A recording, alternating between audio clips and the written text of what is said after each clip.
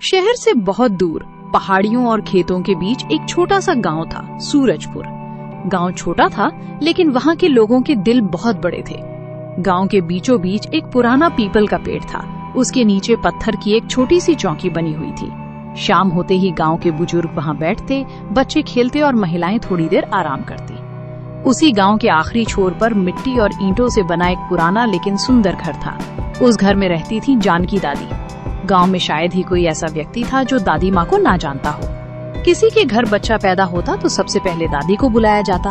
किसी के घर झगड़ा होता तो दादी बीच में बैठ जाती। किसी को परेशानी होती तो दादी उसकी बात सुनती। लेकिन दादी माँ की एक बात पूरे गांव में मशहूर थी। लोग कहते थे, जानकी दादी जो बात कह देती हैं वो कभी न कभी सच जरूर होती है।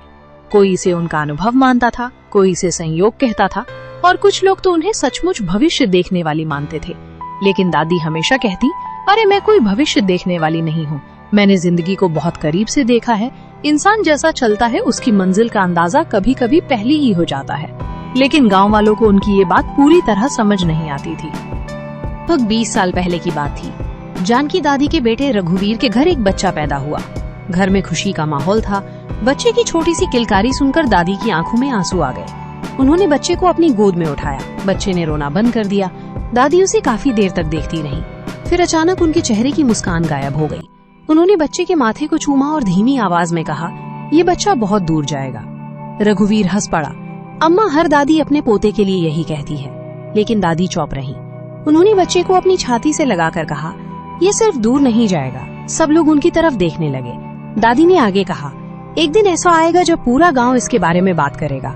रघुवीर ने मजाक में पूछा, क्या हमारा बेटा बड़ा होकर मंत्री बनेगा? दादी मुस्कुराई, नहीं। फिर डॉक्टर? नहीं। तो क्या बनेगा?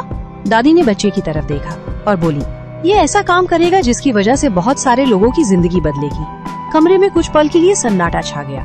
रघुवीर ने हंसते हुए कहा, अम्मा, आपने तो अभी से भविष्य बता दिया। दादी ने जवाब दिया, भविष्य नहीं बताया बेटा, बस इस बच्चे की आंखों में एक जिद दिखी है। उस बच्चे का नाम रखा गया आरव। दूसरे बच्चों से थोड़ा अलग था।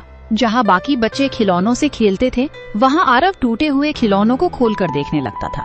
घड़ी खराब हो जाती तो वो उसे खोल देता। रेडियो बंद हो जाता तो उसके पीछे बैठ जाता। साइकिल की चेन उतर जाती तो उसे ठीक करने की कोशिश करता।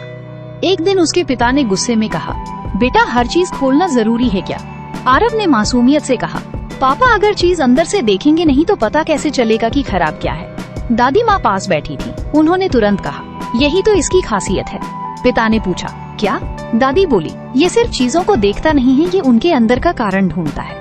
उस समय किसी ने दादी की बात को गंभीरता से नहीं ली। जब आरव 7 साल का था, गांव में एक दिन बहुत तेज आंधी आई।